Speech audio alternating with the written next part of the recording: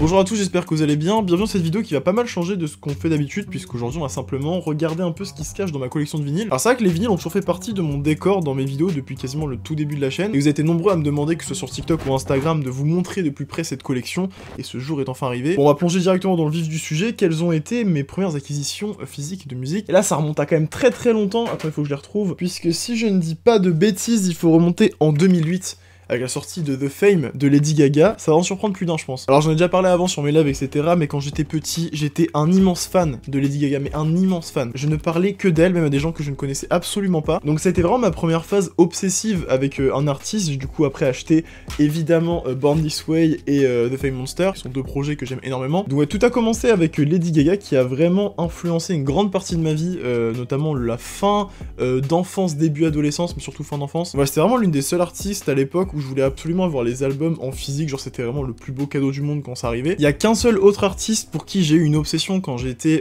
petit, et je pense que c'était le cas pour beaucoup de personnes de ma génération, c'est évidemment Michael Jackson. Encore une fois, comme beaucoup de personnes de ma génération, je me suis intéressé à Michael Jackson, au moment de son décès, parce que c'est là où on en parlait partout dans les journaux, etc. Et moi j'étais juste intrigué en mode mais pourquoi on en parle autant? Et mon père m'a acheté ce CD, The Essential de Michael Jackson, qui est une compile en fait de ses plus grands sons depuis ses tout débuts. Et c'est vraiment comme ça que j'ai vraiment découvert Michael Jackson, au travers d'une compile qui m'a vraiment accompagné très longtemps. Et ensuite il y a eu toutes les rats autour de This Is It qui m'avaient énormément marqué, j'avais été voir le film au cinéma, etc.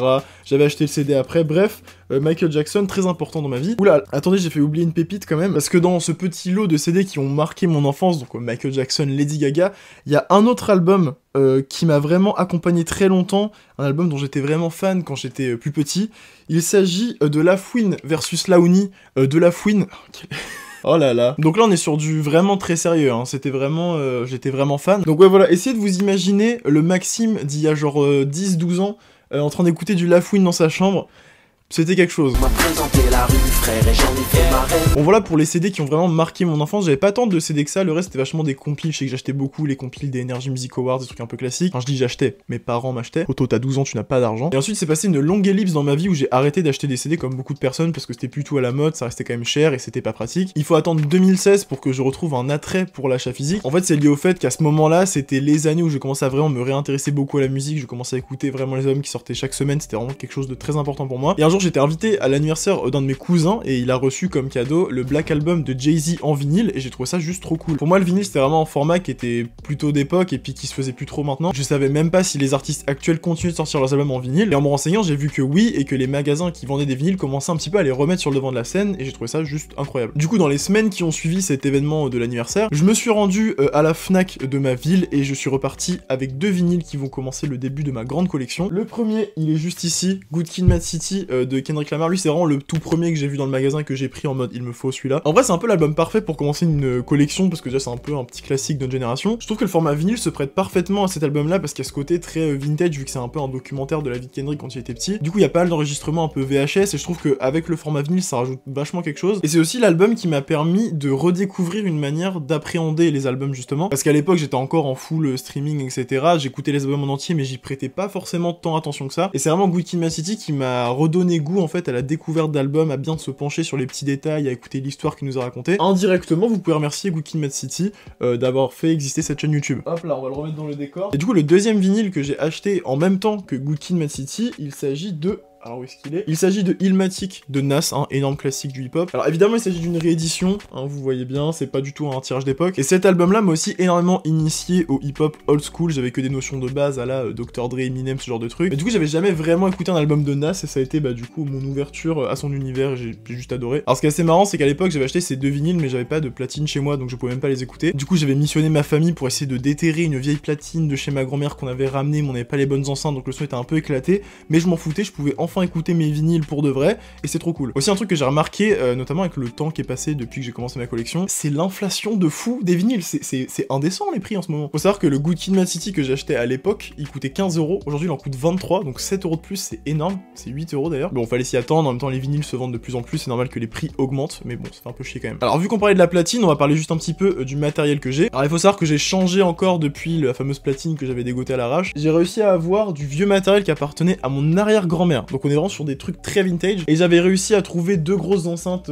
audiologue chez Emmaüs qui m'avaient coûté 30 €, donc ça valait vraiment le coup. Donc voilà, je vous montre très vite fait à quoi ça ressemble au niveau du matériel, mais je vais pas trop m'éterniser dessus parce que c'est du matériel qui se retrouve pas du tout en vente. Donc voilà. Bon alors, continuons si vous le voulez bien avec le reste des vinyles. Alors il faudrait que je les compte pour vous dire combien il y en a exactement, mais il me semble qu'avec mon frère, vu que je fais la collection avec lui, on a réussi à en récolter en 6 ans à peu près, je dirais, là à vue d'œil, je dirais 120. D'ailleurs, vous allez pouvoir trouver en description de cette vidéo mon Discogs, c'est un site sur lequel on peut répertorier toute sa collection de vinyles, ajouter des vinyles en wantlist. Vous pouvez également trouver des bons plans pour vos vinyles sur ce site, c'est très cool. Alors je sais pas par où commencer vu qu'il y en a quand même pas mal et que c'est un peu le bordel, mais je pense commencer par ceux du décor vu que vous pouvez déjà les voir. Là du coup, petit CD Channel Orange de Frank Ocean, voilà, très content de l'avoir, j'ai réussi à le trouver à 3 €. Voilà, rien de particulier, ce que j'aime beaucoup avec ce CD, c'est qu'il y a la fameuse lettre que Frank Ocean avait postée sur Tumblr à l'époque, quand il a fait son coming out. Bon, je sais pas si vous allez vraiment voir, mais c'est vraiment une pièce importante dans l'histoire de la musique. Le coming out de Frank Ocean sur Tumblr, ça a été vraiment un gros événement, et c'est tout ce qui a englobé l'era Channel Orange. Et du coup, le fait d'avoir le petit souvenir en papier à l'intérieur du CD, je trouve ça très cool. Ensuite, juste ici, ça doit être mon achat le plus récent, et dont je suis très content. C'est Drunk de Thundercat, c'est un de mes albums préférés all time. Alors j'ai déjà présenté sur TikTok, mais en fait c'est une box où à l'intérieur il y a plusieurs vinyles en 45 tours. Donc 45 tours en gros, pour vous expliquer très vite fait, c'est simplement les petits vinyles qui se lisent sur un autre format. Donc voilà les pochettes de l'intérieur, les vinyles sont assez classiques. Ah non, je crois qu'ils sont de couleur. Voilà, espèce de double pochette avec un vinyle de cette couleur que je trouve très joli. Je vais pas tous vous les montrer parce qu'ils sont tous pareils. Je trouvais le format très cool et très content d'avoir enfin cet album en physique. Nous avons ici M. Alquerer de Rosalia, un album que j'ai découvert assez tard par rapport à sa date de sortie, puisque je l'ai découvert seulement l'année dernière pendant mon Erasmus en Espagne. Voilà, on reste dans le thème. Et j'avais adoré l'album, je trouve, la voix de Rosalia dessus, magnifique. Ce qui est assez drôle, c'est que cet album n'a absolument rien à voir avec ce qu'elle a proposé sur Motomami, mais n'empêche qu'on peut retrouver quand même certaines influences à droite à gauche qui sont hyper intéressantes et qui construisent une espèce de lore autour de Rosalia. Et c'est vraiment un vinyle qui me faisait beaucoup d'œil quand j'étais en Espagne et j'hésitais à acheter, et au final j'ai passé le pas un peu plus tard, et je ne regrette absolument pas. Hop là, on la remet à sa place. Avec le Frank Ocean. Juste ici, Rumors de Fleetwood Mac, énorme classique, évidemment réédition, j'ai pas réussi à avoir la version tirage d'origine. Également mes albums préférés de tous les temps, j'avais fait une petite vidéo dessus qui parlait de l'histoire derrière cet album là, voilà, petite auto-promo, c'est pas de mal. Donc voilà, une très grande pièce des années 70, je sais pas quoi rajouter en fait, la pochette parle d'elle-même, donc voilà, Good Kid, Mad City, vous l'avez vu, juste en dessous, il y a Renaissance de Beyoncé en CD. Alors très cool, à l'intérieur, il y a un petit poster, très sympa, bon, tout petit hein, mais qui fait quand même plaisir. Donc voilà, un de mes albums préférés de cette année, il y a également un petit livret avec plein de photos, etc. Un peu genre chaque chanson a son thème et a son univers, donc je trouve ça trop cool. Là on est sur de la belle pièce, Thriller de Michael Jackson, tirage d'origine, attention, en fait ce vinyle appartient à mon grand-père, je lui ai littéralement volé. Papy, si tu vois cette vidéo, bah il est là, si tu le trouves pas, il était là depuis le début en fait. Bref, immense classique, évidemment Michael Jackson comme vous le savez, artiste très important dans mon enfance, donc voilà, avoir le petit Thriller en vinyle ça m'est très bien. Autre album hyper important dans l'histoire de ma vie, Random Access Memories des Daft Punk, c'est vraiment l'un des premiers albums dont j'ai été fan au début de mon adolescence. J'avais adoré tout le lore autour voilà, des Daft Punk et de leur casque. Pour moi je découvrais parce que c'est vrai que leur album avant Random Access Memories c'était genre en 2005. Donc vraiment le premier signe de vie des Daft Punk que j'ai eu quand j'ai grandi, ça a été avec la sortie de Random Access Memories et tout, voilà, tout le truc, toute l'esthétique des casques, Get Lucky, Lose Yourself to Dance avec Pharrell, bref, incroyable. Une pépite cet album. Bon, alors par ici on a quelque chose qui s'apparente quand même plus au lore de la chaîne, Call Me If You Get Lost de Tyler, the Creator, un album que je défends jusqu'à ma mort. Vous le savez, mon album préféré de 2021, l'esthétique de la chaîne repose quasiment entièrement sur cet album, évidemment accompagné de son vinyle. Alors je sais que ça va faire des vagues, mais pour moi, voilà, Call Me If You Get Lost, c'est le meilleur album de Tyler, the Creator. Je comprends ceux qui défendent Igor et qui veulent mettre au-dessus, je comprends ceux qui veulent mettre Flower Boy au-dessus, y a aucun problème. Mais voilà, comme je dis souvent, je trouve que Tyler, the Creator a une carrière qui va en constante croissance, c'est-à-dire que chaque projet qu'il sort arrive à surpasser d'une certaine manière le projet d'avant, et du coup dire que son album le plus récent est le plus quali, c'est pas du tout quelque chose de mauvais, c'est même quelque chose de logique. On sent que Tyler s'améliore de fou sur les productions, sur la façon dont il écrit ses textes, et Call Me If You Get Lost, c'est vraiment le regroupement de tout ce qu'il sait faire depuis le début de sa carrière. On va retrouver les passages très rappés comme il aimait bien faire sur Wolf, il y a les côtés plus production poussée comme il y avait sur Igor, un peu de douceur à la Flower Boy, bref je vous fais pas un dessin, il y a un peu le panel complet de la carrière de Tyler, sauf un peu le côté Bastard Goblin trop violent qu'il a complètement mis de côté. Mais voilà, Call Me If You Get Lost, c'est quelque chose, en tout cas pour moi. Dernière pièce liée à Tyler dont je suis très content, il s'agit ici, alors j'ai pas l'enlever de son cadre, mais du magazine XXL, dans lequel il y a une interview de Tyler, mais pas que. Donc voilà, je suis très content, j'ai eu le temps de le lire avant de le mettre dans le cadre, il y a des interviews de Lil Nas X, il y a du Isaiah Rashad, bref j'ai appris plein de trucs et je trouve la pochette très stylée, donc dans le décor ça rend très bien. Alors un peu plus bas, on change complètement de registre avec les albums de BTS, donc nous avons ici Love Yourself Tear, nous avons ici Map of the Soul Persona, nous avons ici Love Yourself Answer. Nous avons le CD de Butter aussi, exactement. Et là, je peux pas vous montrer, mais en fait, il y a Map of the Soul 7 sous la caméra et B qui permet de maintenir la caméra. On fait comme on peut. Hein. Bref, j'ai une grosse phase BTS il y a pas si longtemps que ça en vrai, et j'ai essayé d'acheter les albums en physique parce que je trouve ça trop cool. Pour ceux qui ne connaissent pas un peu l'univers de la K-pop, faut savoir que les albums coûtent extrêmement cher. On est sur du 30 € le CD, mais c'est justifié par le fait qu'à l'intérieur, voilà, il y a un livret photo, avec les images du groupe, etc. Voilà, bon, j'étais pas fan au point de vouloir absolument le livrer, mais vu qu'il n'existe pas d'autres versions de CD, j'étais obligé de passer par là. Voilà, je trouve que c'est une très belle version de CD, ça c'est quand même un budget, on va pas se mentir. Mais voilà, je suis quand même très content de les avoir avec moi, ça met très bien. Alors, j'ai 2-3 CD posés à côté de moi, je vais les faire maintenant, sinon je vais les oublier. Acheté récemment, Anti de Rihanna. J'avais fait un TikTok qui expliquait un peu tout le lore derrière le CD, derrière les textes en braille qu'on voit ici. Voilà, c'est un CD que j'aime beaucoup dans sa pochette, qui diffère un peu, on est sur un format plus rectangle que carré. Il y a également un petit livret avec des photos, voilà, très cool. Il y avait un poster qui est là-bas, j'ai toujours pas réussi à l'accrocher. Ici nous avons Currents de Tame Impala, également mes albums préférés de tous les temps. Vous voyez le même là où il y a le Winnie l'ourson qui transcende là, qui a son âme qui sort de son corps, c'est exactement ce qui se passe quand vous écoutez Currents, c'est une dinguerie. Et à côté un autre album que j'aime énormément, c'est A Brief Inquiry into Online Relationships de 1975. Alors je sais que pour beaucoup, ça va être l'album Self-Titled qui va être le préféré chez les fans, mais pour moi en vrai, j'ai une petite préférence pour cet album, je trouve les sonorités hyper intéressantes. Il y a ce côté très un peu OK Computer à la Radiohead, je sais pas si ça fait sens. Mais voilà, il y a beaucoup de références à internet, il y a beaucoup de samples, un petit peu de petits bruits liés des ordinateurs, des serveurs, etc. C'est une ambiance assez particulière, mais il y a de très belles chansons dessus, dont certaines de mes chansons préférées de tous les temps. Donc voilà. Ok, donc on va pouvoir commencer à jeter un coup d'œil dans tout ce qu'il y a dans les armoires. Hop, Malibu d'Anderson .Paak, un album incroyable. C'est l'un des albums qui m'a permis de vraiment découvrir un tout nouveau genre de musique et à développer encore plus ma culture musicale. Et ça m'a permis de me connecter avec des sonorités beaucoup plus funk, beaucoup plus soul parfois. Et c'est le genre d'artiste qui a fait parfaitement le pont entre mes goûts d'avant et les nouveaux goûts que j'allais développer plus tard. C'est ce que je dis aux gens souvent qui veulent découvrir de nouvelles choses, faut souvent partir d'un truc qu'on connaît déjà pour le développer en parallèle avec quelque chose de nouveau. Comme par exemple découvrir un nouvel univers grâce à un featuring que l'un de nos artistes préférés a fait. Bref, je trouve que c'est le meilleur moyen de découvrir de la musique et Malibu d'Anderson .Paak a fait partie de cette catégorie là, donc c'est un album que j'aime énormément. On va aller voir un petit peu du côté hip-hop, qu'est-ce qu'on a là-bas. Donc là on a du très lourd, un de mes albums préférés de l'année 2018, c'est East Atlanta Love Letter de Black. Je sais pas pourquoi cet album m'a autant touché, parce que les thématiques abordées sont pas non plus les plus incroyables. Ça parle littéralement juste de rupture, de mecs toxiques, tout ça. Mais c'est plus au niveau des sonorités très hivernales en fait, parce que l'album est sorti pendant l'hiver 2018 et ça m'a vraiment touché. J'ai énormément écouté l'album pendant cette saison-là et je pense que c'est pour cette raison qui m'a autant plu. All Eyes on Me de Tupac, évidemment, énorme classique. Alors c'est une réédition, vous vous doutez bien. Alors il y a 4 disques à l'intérieur, ce qui est plutôt cool et il m'a pas coûté si cher que ça. Je crois qu'à l'époque je l'avais acheté pour 25 €, donc c'est vraiment honnête. Alors on va retourner dans tout ce qui touche plus à la pop ou à d'autres genres. Un de mes albums préférés, Kid Crow de Conan Gray, son premier album studio. Alors je suis très content de l'avoir en vinyle parce qu'il est très dur à avoir. Je crois qu'il était seulement disponible, en tout cas à une époque, sur son site officiel, donc c'est un peu galère. Le vinyle est très sympa, comme on peut le voir, c'est un peu tacheté en mode plume de corbeau, c'est un peu le thème de l'album. Pour ceux qui connaissent pas Conan Gray, c'est vraiment de la pop très teenager, mais j'aime beaucoup. On parlait des Daft Punk un peu plus tôt, évidemment, Discovery, en vinyle, qui est pour moi leur second meilleur album après Random Access Memories. Alors je sais qu'il y a beaucoup de personnes qui sont plus team Homework, et je comprends totalement, mais je pense être plus sensible aux sonorités plus pop qu'il y a dans cet album-là. J'avais fait une vidéo un peu sur les Daft Punk, bon elle est très vieille, elle a un peu mal vieilli, mais allez la voir, elle est cool quand même. Et du coup Discovery fait vraiment partie de ces albums que j'ai découvert entièrement par le physique, parce que je connaissais déjà les sons principaux, One More Time, etc. Évidemment tout le monde le connaît, mais j'avais jamais écouté l'album dans son entièreté, c'est seulement quand je l'ai eu en vinyle que j'ai pu l'écouter en entier, et que j'ai pris la claque du siècle, donc ça fait plaisir. Hop, l'un des meilleurs albums de l'année 2020, Future Nostalgia de Dua Lipa, quel album monstrueux. Alors c'est quand même trop triste que cet album a vécu son era en pleine pandémie, alors que c'est un album qui est censé faire bouger les gens, on aurait dû entendre l'album partout, dans les boîtes, etc.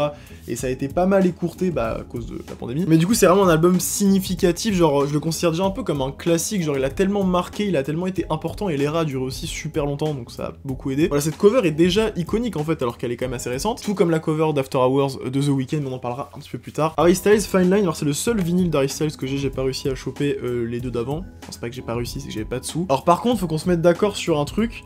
Mettre des posters dans les vinyles, c'est une très bonne idée. Moi, je suis pour, je trouve ça trop cool. Par contre, monsieur Harry Styles, quand le poster ressemble à... Enfin, je me lève là. À ça...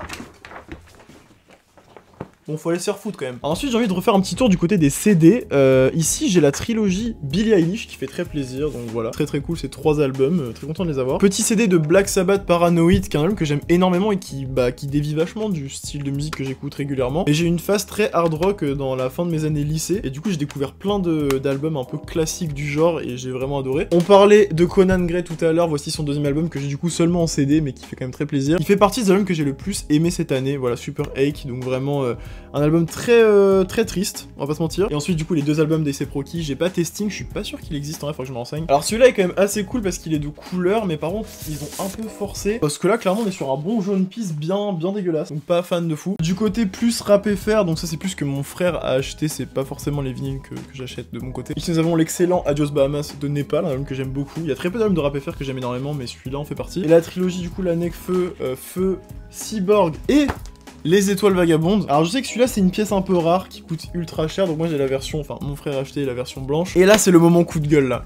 Là ça y est. Ce vinyle coûte extrêmement cher. Il me semble qu'à l'achat c'était autour des 75-80 euros. Et faut savoir que le vinyle n'a rien d'exceptionnel. Honnêtement, à l'intérieur, vous avez seulement des petites photos très sympas. C'est cool hein, mais rien de fou. Les pochettes, voilà, sont roses, un peu travaillées, voilà, mais les vinyles sont noirs, rien d'incroyable. Et là je trouve qu'il y a un problème de cohérence avec la direction que prend le marché de la musique et les intentions des artistes, notamment du coup Nekfeu ici. C'est-à-dire que les artistes se sont plaints pendant très longtemps, les plateformes de streaming ne payent pas assez, ce qui est une réalité. Le seul moyen en tant que fan qu'on a de vraiment financer les artistes le mieux possible, c'est vraiment d'acheter leurs albums en physique. Mais comment tu veux développer ce truc-là quand tu vends tes vinyles à 80 balles? C'est pas possible en vrai. Alors je comprends, faut créer de la rareté, ça fait un peu un truc de collection, un objet un petit peu sacré, mais je trouve ça quand même trop dommage qu'une industrie comme l'industrie du disque, qui a eu énormément de mal à se relever de la grosse chute qu'il y a eu au moment des années 2010, genre plus personne achetait de CD et de vinyle, c'était carrément mort, et que maintenant ça a repris, que les artistes commencent à enfin sortir un peu la tête de l'eau par rapport à ça, et bah boum, ça sort des vinyles à 80 balles, je trouve ça éthiquement pas terrible. Alors là c'est parce que j'ai Nekfeu, mais c'est pas le seul artiste à faire ça, il y a plein d'artistes américains qui ont des vinyles qui coûtent une blinde, genre Frank Ocean, tout ça. Donc voilà, je sais qu'il faut de la rareté partout, je sais que c'est cool dans une collection, mais on va pas se mentir, le vinyle n'a rien d'exceptionnel, voilà, la pochette est quand même juste quasiment toute blanche, à l'intérieur il y a rien de fou, il y a même pas de petits posters pour se sauver un peu.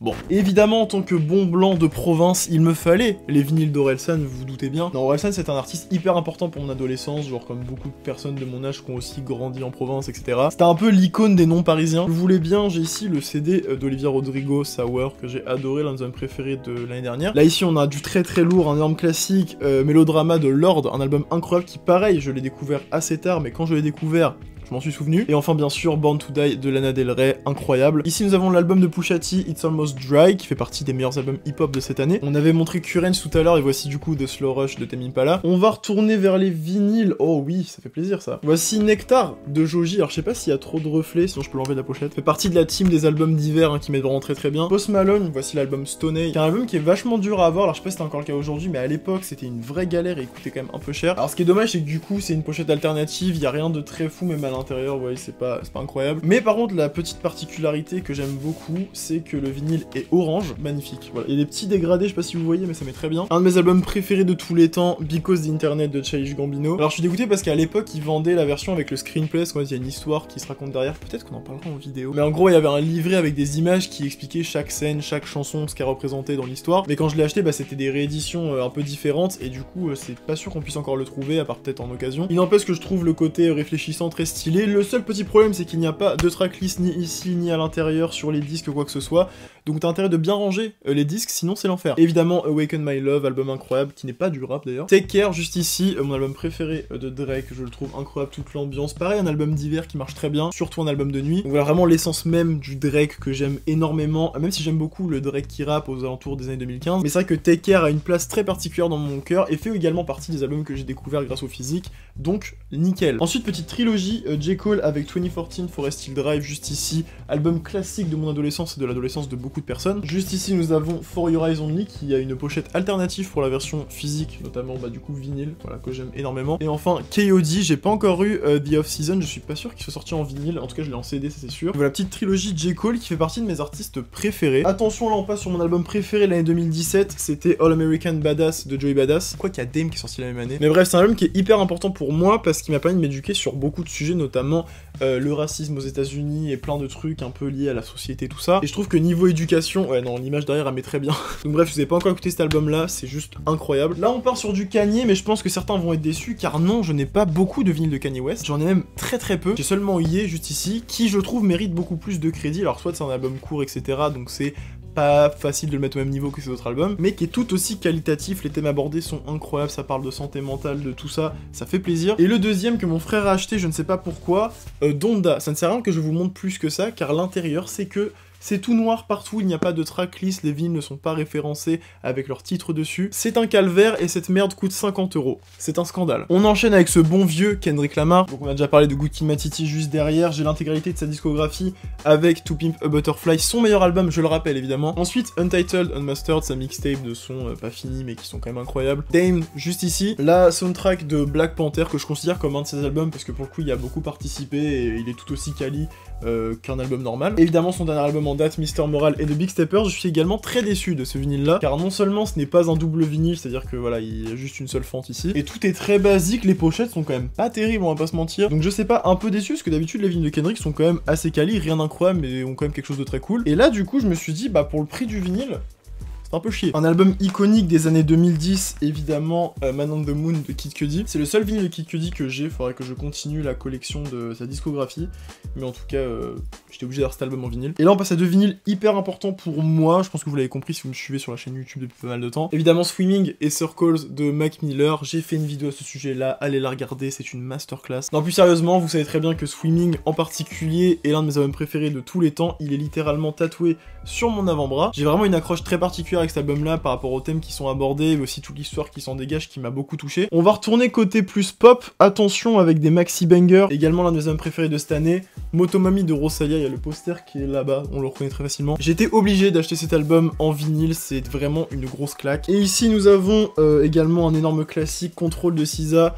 Magnifique album que j'ai eu il y a assez longtemps, bah je crois juste à sa sortie en 2017. Et là c'est un album que j'ai redécouvert grâce au physique, c'est-à-dire que je l'avais déjà écouté en entier lorsqu'il était sorti, mais quand je l'ai réécouté en format physique plus pointilleusement, et bah ça a été la double claque en fait. Alors là-bas j'ai plus des petits classiques du rock ou de la country, j'ai notamment les 3 premiers albums d'Eagles, dont le premier dont je suis très fier car je l'ai acheté, donc déjà c'est un tirage originel de 1972, donc ça met très bien. Et c'est surtout l'endroit où je l'ai acheté qui est assez iconique puisque je l'ai acheté dans le plus vieux disquaire du monde qui se situe au Pays de Galles. Et en plus la pochette est assez spéciale puisqu'on peut la déplier comme ceci et ça fait une pochette complète. Bref, petit flex, voilà, petit flex de mec qui aime bien les vinyles, c'est pas très utile mais ça fait plaisir. Toys in the Attic de Aerosmith, qui est mon album d'Aerosmith préféré, qui m'a beaucoup introduit au hard rock et ça m'a mis très très bien. Ici il y a 2 albums que j'aime énormément, Lynyrd Skynyrd, donc leurs 2 premiers albums que je trouve vraiment incroyables. Bon là on est sur de l'Amérique très conservatrice tout ça, mais la musique est bien.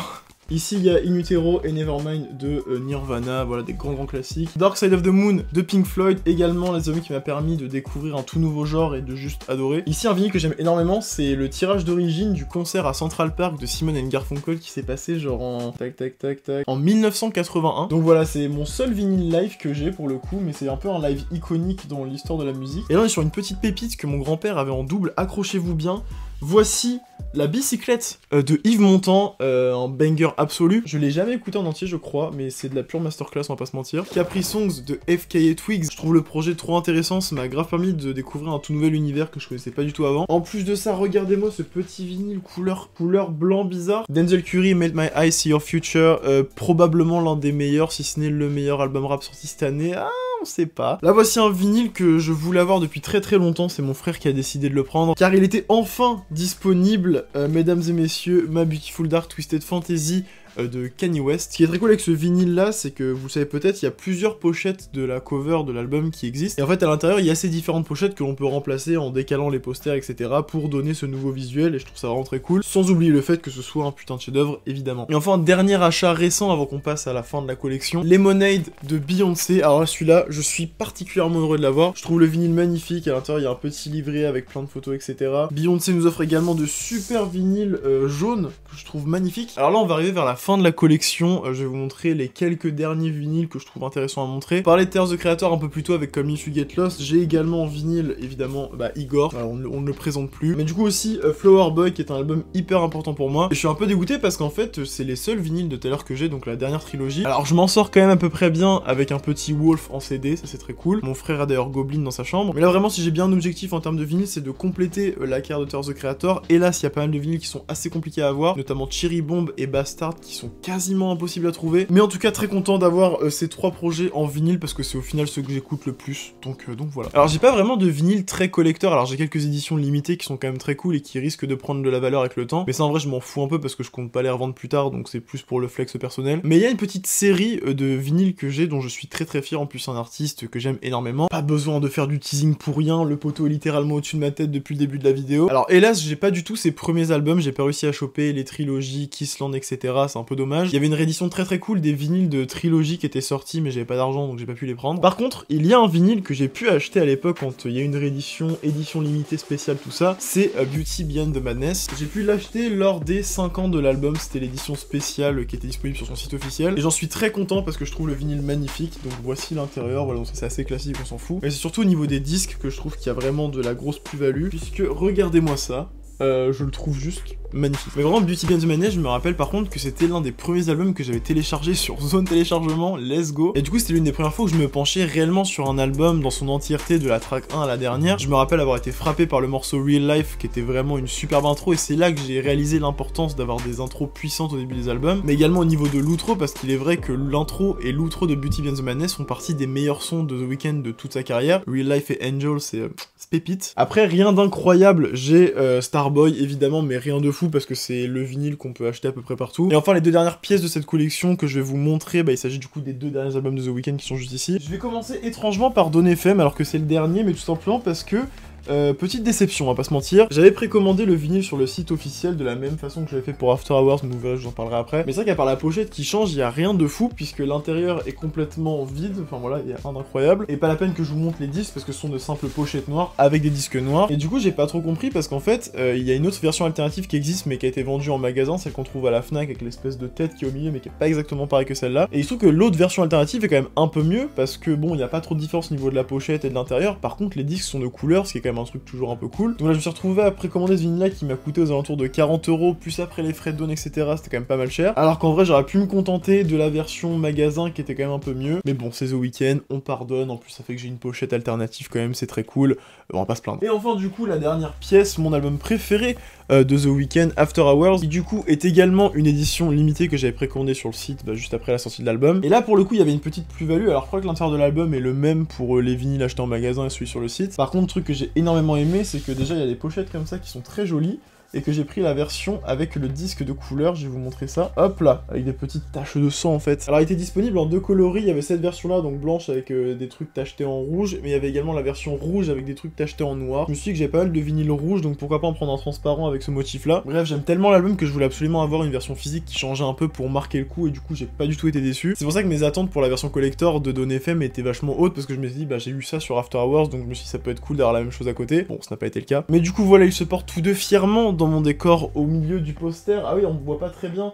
mes posters dédicacés de The Weeknd d'ailleurs. Et je crois qu'on a à peu près fait le tour, déjà. Alors je sais absolument pas combien de temps cette vidéo va durer, je me suis pris à parler de plein de trucs, à choper mes vinyles de partout, mais j'ai pas vu le temps passer. Depuis que j'ai commencé cette collection, donc ça va faire maintenant un peu plus de 6 ans quand même, je suis passé de la simple curiosité d'acheter mes albums en physique à une vraie nécessité, genre maintenant c'est quasiment impossible pour moi de ne pas acheter un album que j'adore en physique. Déjà d'une part parce que c'est tout simplement la meilleure façon de soutenir les artistes, mais c'est aussi le côté très pochette surprise que j'aime énormément, savoir ce qui va se cacher à l'intérieur, s'il va y avoir des posters, des petits livrets, des petites anecdotes, je trouve ça trop cool. Même les CD qui commençaient vraiment à se perdre sont en train de revenir petit à petit sur le devant de la scène, que ce soit grâce au packaging, mais aussi grâce aux artistes qui parfois proposent des exclusivités ou des petits trucs en cadeau. Alors évidemment, l'achat en physique, ça reste encore un très gros budget, je trouve que les prix sont parfois beaucoup trop hauts par rapport à l'objet que c'est. Payer certains vinyles 40-45 €, même des CD qui tournent parfois autour de 20 €, je trouve ça quand même un peu dommage. Heureusement, vous pouvez retrouver parfois en magasin des offres qui sont hyper intéressantes, où vous pouvez avoir 5 CD pour 20 €, ça peut vous permettre parfois de découvrir des petites pépites. Je sais que dans ces cas-là, moi j'aime beaucoup prendre 3-4 albums que je connais déjà, puis un que j'ai pas encore écouté pour le découvrir en physique, c'est aussi une très bonne manière de découvrir des albums. Bref, je peux que vous inciter dans la mesure du possible d'acheter en physique parce que c'est trop cool, ça soutient les artistes, ça permet de faire vivre l'industrie comme il faut. En tout cas, moi c'est pas prévu que je m'arrête, on va continuer à faire grandir tout ça. Voilà, c'était une vidéo complètement détente comparée à ce que je fais d'habitude, mais je trouvais ça cool de pouvoir avoir un format plus tranquille pour discuter de musique, de vous montrer ma collection, tout ça. En tout cas, voilà, c'était le petit room tour de la collection vinyle, j'espère que la vidéo vous a plu quand même. N'hésitez pas à me suivre sur TikTok et Instagram, également sur Twitch pour suivre les lives qu'on fait 1 à 2 fois par semaine pour écouter les sorties du vendredi notamment. En plus, il y a quand même pas mal de pépites qui vont arriver. Mais également de rejoindre le Discord qui sera en lien dans la description si vous voulez parler de musique avec des gens autant passionnés que vous allez voir, ça régale. De mon côté, je vais retourner à l'écriture des prochaines vidéos, d'ici là, portez-vous bien, soyez curieux, écoutez de la musique,